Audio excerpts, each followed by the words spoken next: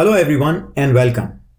There's a lot of conversation going on right now about antibody testing for COVID-19. There's good reason for that because this is one of the tools we need in our toolkit to be able to safely and quickly reopen our economy. But there are many tests available on the market which have not been authorized by the FDA. So there's a real concern about how well they work in the real world. And even those that have been authorized by the FDA, we would like to know the level of risk still remaining after we use them.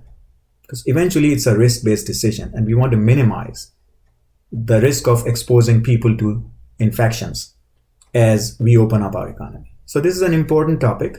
And in this video, I would like to discuss this concept in a little bit more detail with some examples. Now, just a quick warning, it's going to be a little bit heavy on the statistics and probability side, but I want to make sure I bring to you very clearly so you can understand the level of risk involved. And I promise you, it's going to be worth your while if you hang in with me until the end. So let's look into that. The first thing we want to do is to understand test accuracy. And in the lab environment, it's done in comparison to an RT-PCR test.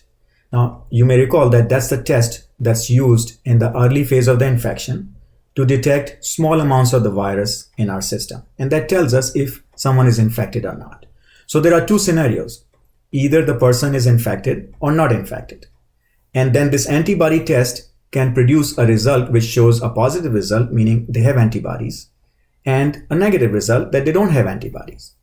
So this translates to a true positive when we know a sample came from a person who was infected, they recovered, and now we are measuring antibodies, presence of antibodies, a true positive. On the other hand, we could have a false negative, which means that the test is telling us they don't have antibodies when they should have. Now, if the person is uninfected, we should have a true negative when the test tells us they don't have antibodies, and a false positive when the test tells us that they have antibodies. So these are the different scenarios that can play out. So let's see how it works. Let's say we test a sample set and find 27 true positives and 3 false negatives. That will translate to a diagnostic sensitivity, which is also positive agreement with a standard of 90%. Now notice there's a confidence interval around that because there's a level of uncertainty, and that range is 73.5 to 97.9%. So it could be in that range, anywhere in that range. We are 95% confident. On the other hand, let's say we measure 76 true negatives and 4 false positives. That will translate to a diagnostic specificity or negative agreement of 95%. 95% confidence interval range now is 87.7 to 98.6. And this is going to be important later on, so keep this in mind. So is this test really useful? What is it telling us? Let's say you are a patient and you go to your doctor, they tell you, hey, your test came out positive. You would want to ask, are you sure I have antibodies to SARS-CoV-2? Because I want to know if I'm safe. On the other hand, if the test came negative, you would want to know, are you sure I don't have antibodies? Because then there's a risk involved. I should continue to practice social distancing and my chances of catching an infection is much higher. So this is not easy to answer because it depends upon other factors just beyond sensitivity and specificity. So we're going to talk about some of those. What we need to know is how good is the test in predicting whether someone who has a positive result actually has antibodies. So that's called positive predictive value. And how good is a test in the negative way? When we get a negative result, what's the chance that individual does not have antibodies? So that's called negative predictive value. These are not the same as accuracy or positive agreement or negative agreement with a reference standard in the lab. Important difference to understand, and we will talk about it. So let's review our test. Recall, we had a diagnostic sensitivity of 90%, so a positive result does not mean there's a 90% chance that the person has antibodies. It does not mean that. And a negative result does not mean that they have 95% chance of not having antibodies when the specificity is 95%. So let's see how we can answer the question then. So how well does this test do? And I have done the calculations and I'm going to present the result. It's not that difficult if you understand the mechanics of it, but that's not the point I'm trying to communicate in this video. I want us to look at the numbers and see what they mean. So let's say two scenarios: 5% prevalence where we know the infection rate is very low, not many people are infected, social distancing is at its peak, people are far apart. Or a 25% prevalence, maybe in, let's say, New York City or localized hotspots. So we're going to look at these two scenarios. Look at the PPV, which is a positive value of our test, only 49%. If a positive result comes, half of the time we're going to be wrong in concluding that the person has antibodies. So that's not really good.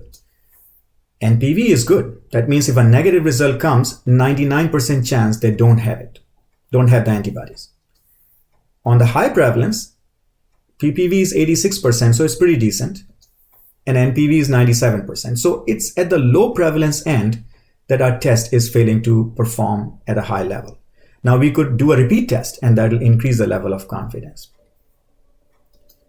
But wait, there was a 95% confidence interval, right? So what happens to that? There's a level of uncertainty, and I have done a simulation where I ran 1,000 random tests using this particular test with this specificity and sensitivity, and here are the numbers.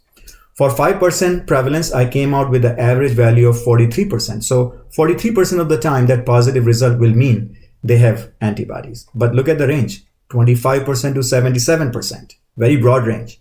So not good performance. NPV on the other hand is very good, 99% in a very tight range. So we're going to be very sure when the negative result comes. On the high prevalence, the result is better, 81%, but the low end is still not very good. It's about 67%. NPV is 95%, so it's pretty decent. So what should we do? Should we demand more sensitivity or more specificity? So let's look at two examples.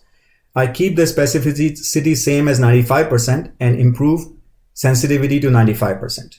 So at low prevalence, I'm still at 50%, so not good enough. Let's do the other end where we keep the sensitivity at 90%, but take the specificity to a 99%. Now we begin to see good performance. So at both ends, low prevalence and high prevalence. So given a choice, we should pick a test with a reasonable level of sensitivity. We don't want very inaccurate tests. So have a reasonable level of sensitivity, but look for as high specificity as possible, because what we don't want is high rates of false positive. And we want to be more confident in our assessment that the person, when tested positive, does have antibodies. That's the most relevant thing under the current situation. So I know we went through a lot, but I want us to understand that sensitivity and specificity doesn't translate one-to-one in the real world. And we have to think about the risk of being wrong in the light of positive test. And as we saw, when the disease prevalence is low or rate of infection is low, we're going to be more wrong if our specificity is not high. So my recommendation would be to have a reasonable level of sensitivity. Let's say 90% is good enough, but go for as high specificity. 99% is ideal if you can. And there are many tests available like that. I'm not going to recommend any specific test here, but look at those numbers. So I hope this is helpful. Now, I would like to hear about this from you. Send me your questions and comments, any topics of interest that you would like me to research. And there's a lot happening, so you can stay in touch by subscribing to my YouTube channel. And here's how you can do it. You can go to my YouTube channel or my LinkedIn profile. You can follow me on LinkedIn. Whenever I post videos, I give you the link and you can go to the YouTube video and subscribe to my YouTube channel. So I hope to hear from you. Be safe, and thank you again for your interest and attention.